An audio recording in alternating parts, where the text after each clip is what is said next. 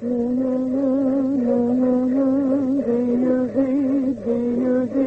put jars in my washing machine. See the clothes come out so clean. When I does my wash, I sing. D-U-D does everything.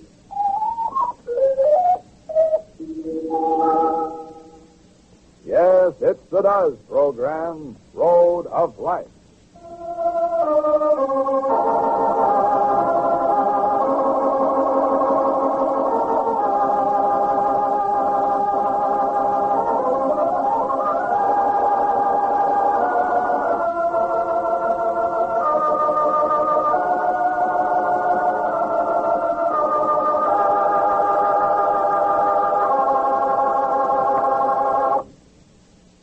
Let's call on the dozen.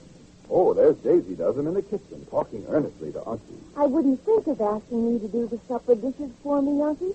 Only this certain important business came up. Well, I don't know, Daisy. I never liked doing dishes. Oh, you will now, Unky. You can use does.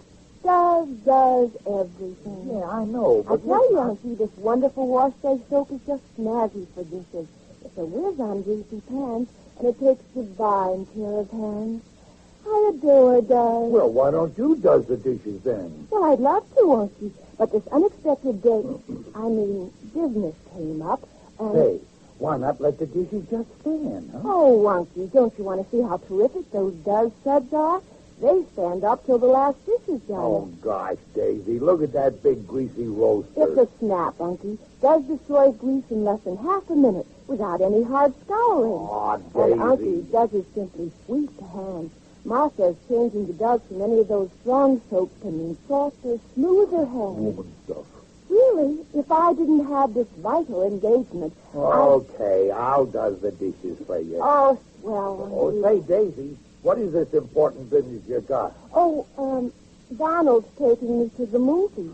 Does and me, we've been framed. Oh, poor Unky. But honest, ladies, dishwashing is easy with Does. Try it in your dishpan. From fast action on pans to gentle action on hands, does everything. And now Does invite you to listen to Road of Life.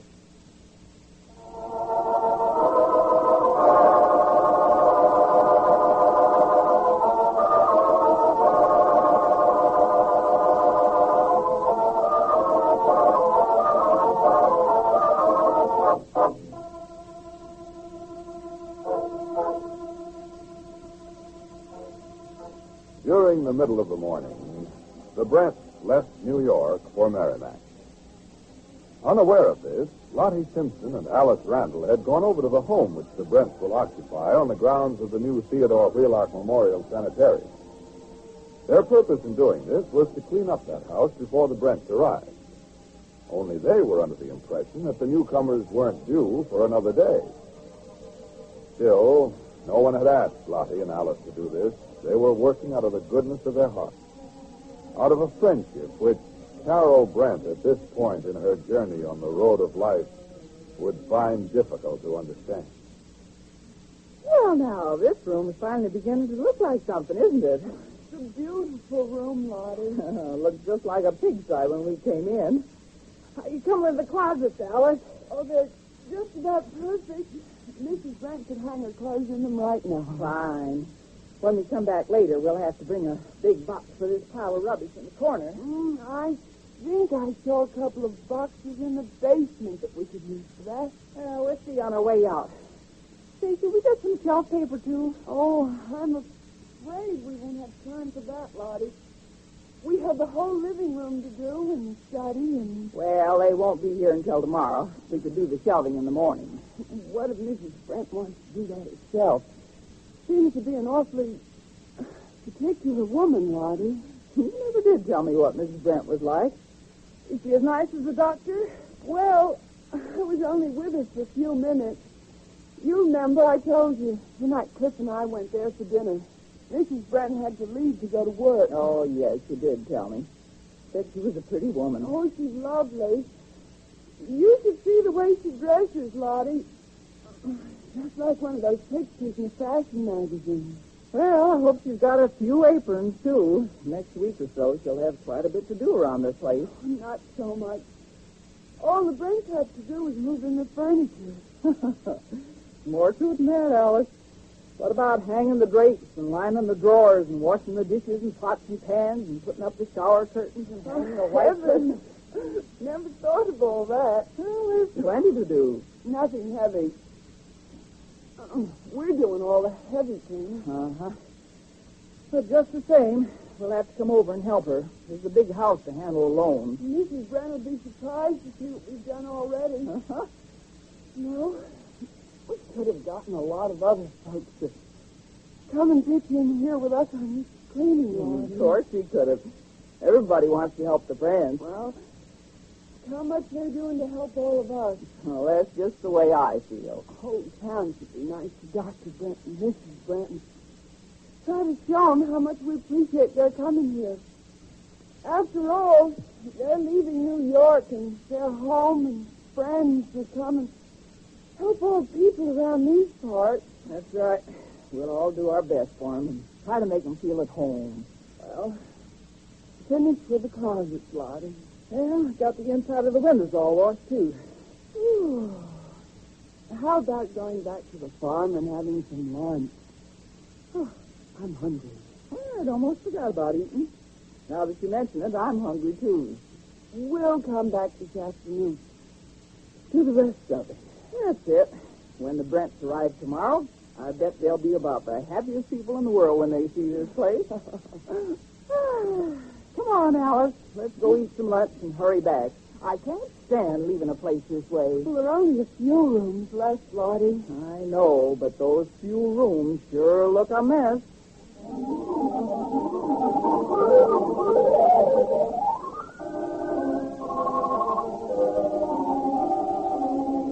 By the time Alice and Lottie started to put away their brooms and pails and washcloths, the Brents had traveled far enough on the road to Merrimack to stop for lunch, a pleasant little inn at the side of the highway.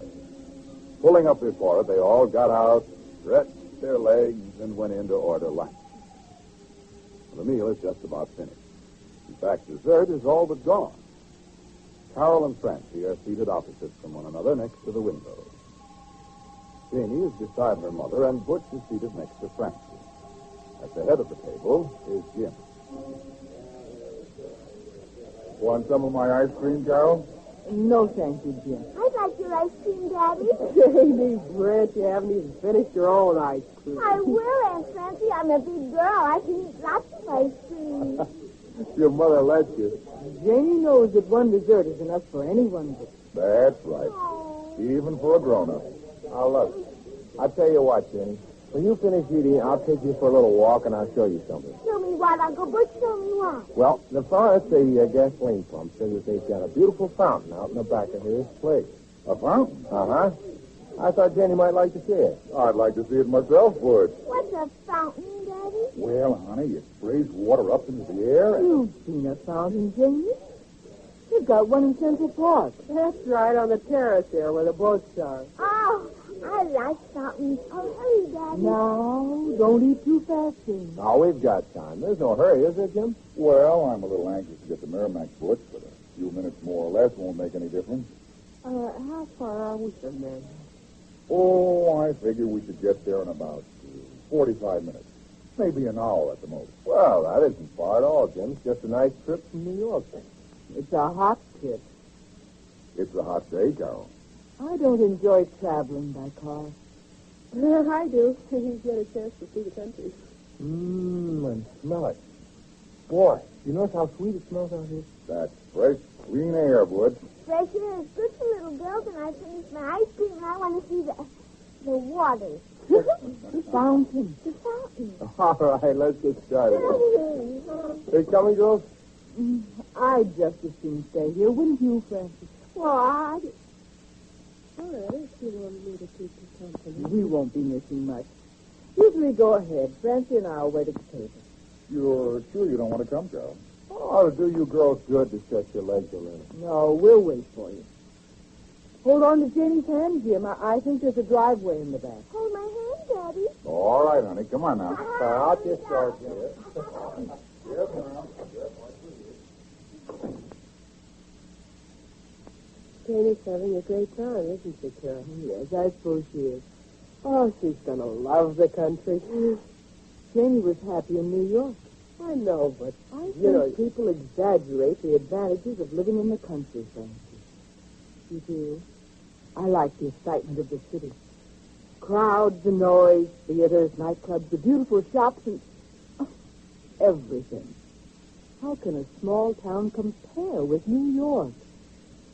Well, there are a lot of nice people. There are nice people in New York. Well, you don't get to know them, though. People in big cities are afraid of each other and suspicious. No one ever trusts his next-door neighbor. But you can have privacy there. People in small towns are always sticking their noses into someone else's business. You can get awfully lonesome loving privacy. There are people all over this country who wish they didn't have so much of it. Not me. You've always had a family. What does that mean? You don't know what it's like to be all alone. I love having a family. But I imagine not having one would give you a great feeling of independence and freedom. Freedom to do what? Well, come and go when you please. Make your own decisions. Stay in New York when you want to stay there. That's right. Take the job you want to take with no questions asked. Exactly. Carol, have you made up your mind ahead of time to hate Merrimack and everything about it? Of course not, Francie. My heavens, don't ever say anything like that in front of me. Well, don't you think you can see the same thing I can? Francie, you don't understand.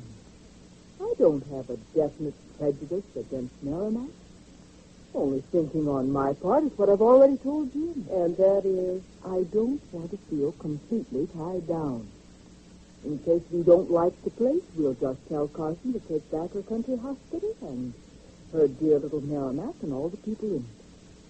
There's no law you have to stay and live in a town you don't care for. Do you understand what I'm trying to say, Frank? Yeah, sure I do. You wait and see how it works out. I told Jim before, if we don't like it, we'll leave. I think that's only fair, don't you? What did Jim say? About what? About what you told him? Oh, nothing. That's pretty queer. No answer from Jim to a crack like that, Carol. Well, you could see I was serious, Frankie. If we don't like it up there, if it's dirty or filthy or unpleasant or anything like that, if it's something we don't like, well, as I told him, I want us to feel free to leave. And I meant it, Francie. I meant every word of it. Well, just keep what I said between us. I think they're waiting for us. Shall we go?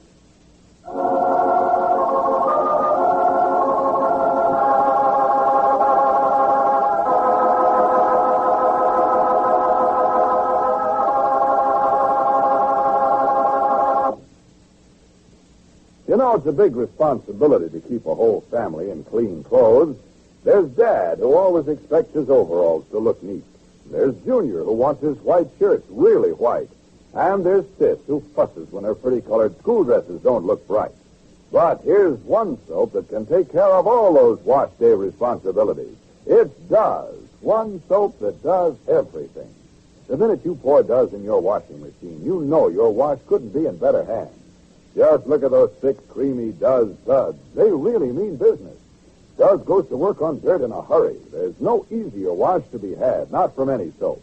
Dad's greasy overalls come out neat as a pin without any hard scrubbing. No soap can beat Does for whiteness either. Shirts, sheets, towels, everything that's supposed to be white does dazzling white. And as for those pretty colored rayons in your wash, Does actually leaves them brighter. No other leading package soap sold for wash day can equal Does on safety to those colors. It's one soap that's so safe for the colors you wash, yet so tough on dirt. Try it. Does everything.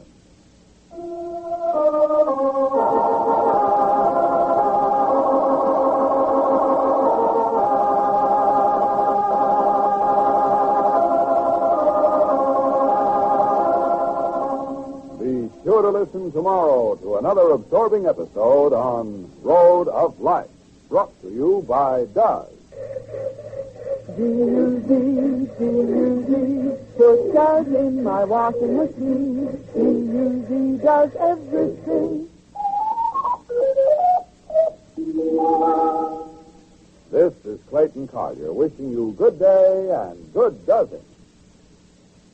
Dealers now pay considerably more for used fat. Used fats are still vitally needed. Everybody, every day, save every drop. This is NBC, the national broadcasting company.